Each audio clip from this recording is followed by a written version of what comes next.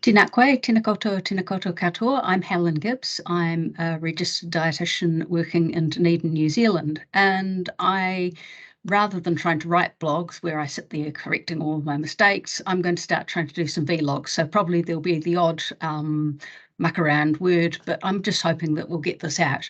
So my first topic is the paper that's come up recently linking heart disease with consumption of erythritol.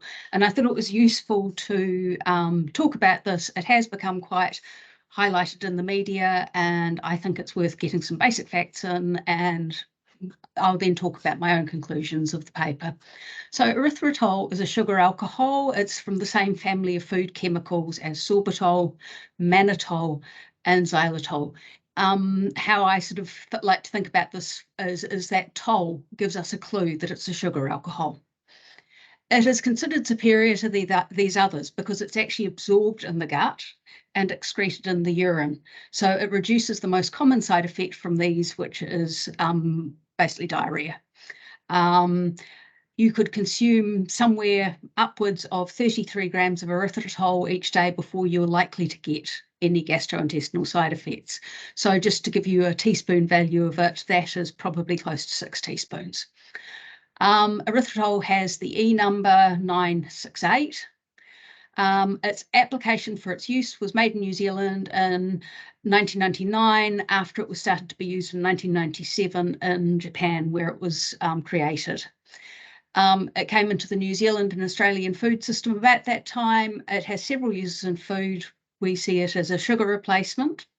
We see it as a bulking agent to carry other things. We see it as a carrier of flavours, and we see it as a humectafant, which is a word that I love saying, but it's really hard to say, and I'm sure I'm going to get it wrong, which basically keeps things moist. So if you think of a biscuit, you want it to, or a cake, you want it to stay a bit moist. You don't want it going all sort of dry and crusty and stale, and this can help reduce that staling. The last two uses, there's going to be less erythritol in those products than if you're using it as a sugar replacer or as a bulking agent.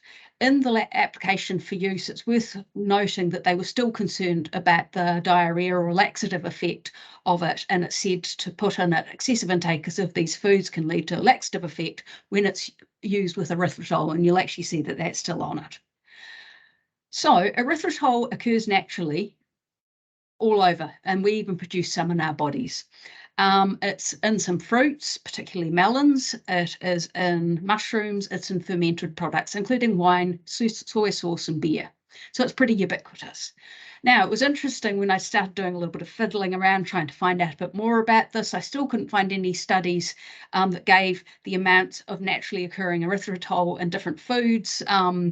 Interestingly enough, the one I did come across was a methodological study. So it was a study to try and figure out how to measure erythritol, because the original one under GCMS is serious pain. I've worked in labs, I've done it, now pretty boring. This was actually using what we call an ELISA test, which is actually things that stick to it and mark that erythritol is present. And it suggested that watermelon has about 2.36 milligrams per 100 grams of watermelon, and in red wine it had 20.7 milligrams per 100 mils. So we're talking in tiny, small amounts. Therefore, the majority of erythritol in people's diets are going to be coming from processed foods. So the things we're going to find erythritol in New Zealand are processed foods like soft drinks, sports drinks, tabletop sweeteners, sugar-free confectionaries, and baked goods. It's also used to sweeten meal replacement drinks and some of the sports protein milkshakes. And I've also found it in some diet yogurts. I've been unable to find any information on how much we as New Zealanders consume. US data suggests the top 10% of people consuming erythritol. So if you took a population and you said, right, what are you eating? The people up the really top end are going to be consuming as much as 30 grams a day. But this data is actually really old. This is from 2001. Well before ketogenic diets, well before low-carb diets became popular.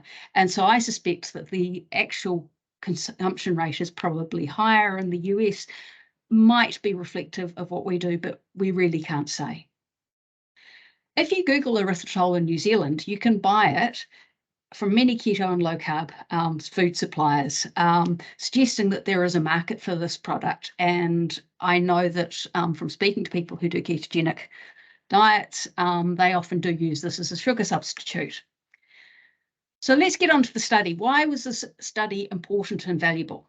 So first of all, there are some limitations to the study. This is an observational study, or more correctly, the first bit of information of it is observational. So they looked at populations and they looked at the consumption of erythritol, and they found that people who had a high intake of erythritol had an increased risk of heart disease and stroke. Now, they could have left that there, and it would have been an interesting paper, but it probably would have ended up in a pretty boring journal, not the very high-level journal that it occurred in. They didn't leave it there. They said, well, why could there be this association? We haven't seen this before. What could be going on? And they actually went and did some lab tests. So this is still not saying that this is happening in humans, but they figured out a theoretical risk of it by saying, okay, if you put erythritol in a test tube with blood, what happens? It clots, or rather it's at increased risk of clotting. Also, they looked and they gave some people some erythritol and said, how long till it gets out of the system? And actually they found that it was quite a long time, up to 2 to 3 days, where there was quite high levels present in the system. So not only was there a possible mechanism, when you had this product, it stayed around for quite a bit of time.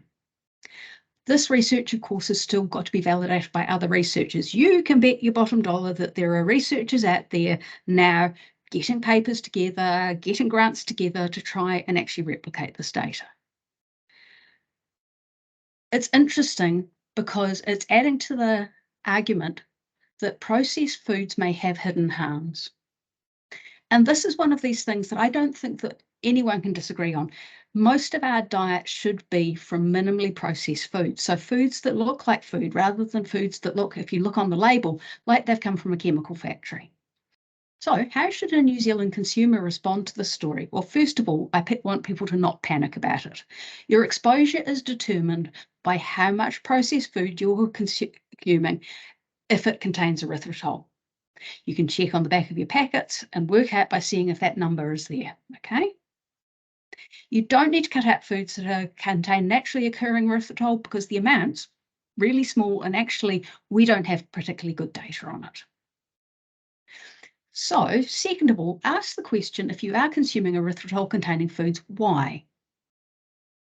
Now, some people do it because that's the lifestyle they want to follow, but many of our food choices are habitual. In other words, we just do it because that's easy, that's convenient, that's the thing we do every day when we go to the supermarket or every week when we go to the supermarket. And we can start thinking, are there better choices to make? So, for example, I'm going to give an example that would relate to both keto and non-keto eaters. If, for example, you are having a snack in the afternoon that contains erythritol, could you swap it out for something different? Could you swap it out for nuts? Nuts are minimally processed compared relative to that biscuit that has been made with erythritol. Now, as a dietitian, I support the idea where possible that the food we eat be as unprocessed as possible.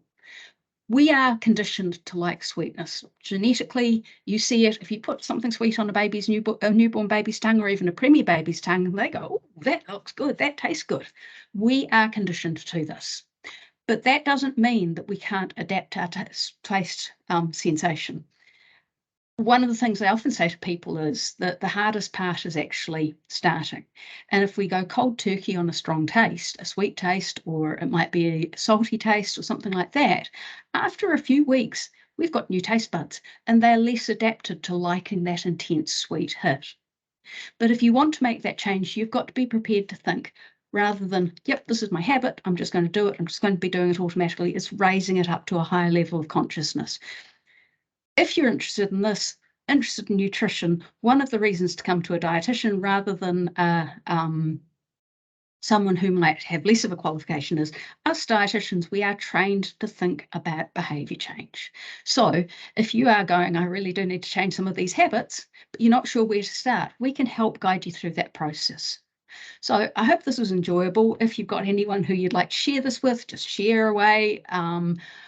I'm very happy to also receive suggestions about other future topics you'd like me to talk about. Hope everyone is well. We're just at the end of summer in New Zealand. Up in the North Island, they've had a pretty rough time, and my thoughts are with those communities down here in Dunedin. Well, we've actually had a pretty lovely summer, and I look forward to doing this a bit more regularly and sharing some ideas. Ka kite anō.